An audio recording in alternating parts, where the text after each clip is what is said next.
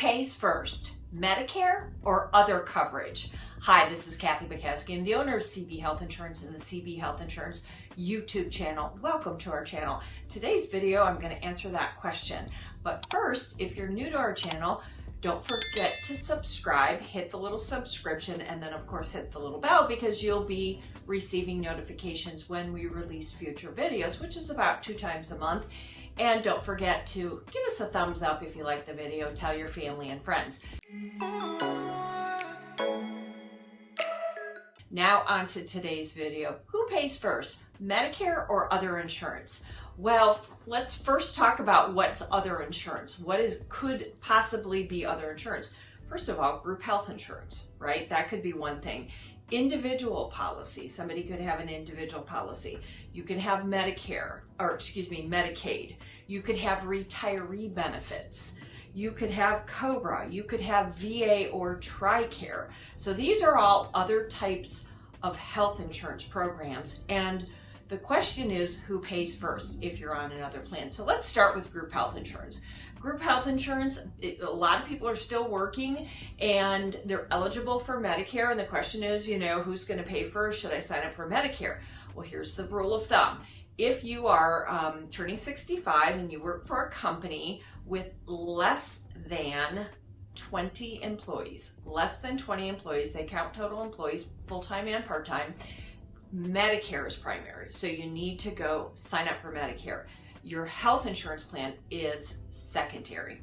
Now, the opposite is true if the company that you work for has 20 or more employees. So they have at least 20 employees, but they could have more. So if they have 100 employees or whatever, your group health insurance plan is primary, and Medicare would only pay after the health insurance plan. So most people don't sign up for Medicare if they have group health coverage. But there is another situation. You could be disabled under age 65.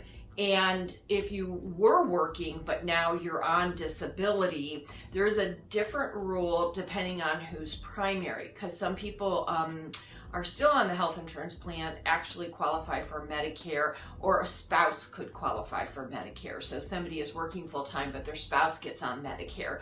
And who's going to be primary? Well, this is a different rule. And so it depends on if you are working for a company with less than 100 employees, then Medicare is actually primary. So be careful. Your HR people should make you aware of this. But I've seen people get tripped up where their spouse qualifies. They're still working full time, but the spouse is on their health insurance coverage, qualifies for Medicare, and they don't sign up thinking that the group is primary. But if you have less than 100 employees where you work, Medicare is actually primary. You need to go sign up. If the group has equal to or more than 100 employees, then your group is primary. And you don't have to sign up for Medicare. It's considered, a credible coverage. And so until you leave the job, until you retire, you can wait and delay enrolling in Medicare. This also, as I mentioned, it also applies to dependents, so spouse or children as well. Now, let's talk about the second type of coverage, which is an individual policy. There is a question that I have been asked, and that is, can you get a plan on the marketplace if you're enrolled in Medicare? And the answer is no, but that's not usually how it works. Most people have health insurance plan first, and then they turn 65. Now you can go enroll in Medicare, in which case Medicare is going to be primary and your individual policy is going to be secondary. But here's what happens. If you're getting a subsidy from the healthcare marketplace because of your income level, okay, that's going to end once you're on Medicare.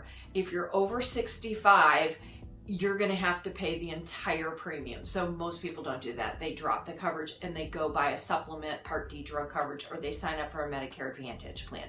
Because, oh, by the way, those individual policies at age 65, at least in our area, are over $1,000 a month, and they're secondary to Medicare. So Medicare is definitely primary. The individual policy is secondary, and most people get rid of that and get some sort of supplemental coverage. The third type is if you are Medicare and Medicaid eligible. What is Medicaid? Well, Medicare is the federal program. Medicaid is actually a state program, and they work in conjunction. And Medicaid is for people who are below a certain income level. They're basically the impoverished. They're below the federal poverty line, and they need a hand up. They need some help, so they're on Medicaid. And Medicare is always going to pay first for the Medicare services, and then Medicaid is going to pay second. So I know it's very confusing. I've had people say, hey, I'm eligible for Medicaid soon, and they mean Medicare, or they're talking about Medicare and they mean Medicaid. Just remember, Medicaid, AID, it's got the word aid in it. Those are the people falling below a certain income level. They're impoverished. They need help. Medicare is health care for everybody. Everybody pays into that system that is a U.S. citizen, and when you turn 65, you're eligible for Medicare. So what's the other type of coverage? Retiree benefits. Okay, number 4 is retiree benefits. Medicare pays first. So go sign up for Medicare. It doesn't matter if the retiree benefits are through the state or through your company or your ex-employer, Medicare is going to pay first. The same is true for COBRA. If you get downsized and you're over age 65, you haven't signed up for Medicare yet, go do it right away. Medicare's primary. The second they flip the switch. Now, there's a little bump in the law. And I think they're fixing it, or they have fixed it. They said you had 8 months to sign up for Part B. The problem was you would pay a late penalty, so don't do that. You've got 60-day window to sign up and get your Part B coverage going right away. So COBRA is not primary. It is Medicare that's primary. And last but not least, let's talk about VA and Tricare. VA is for veterans, and it can be active duty or not. And bottom line is you either get services from one or the other.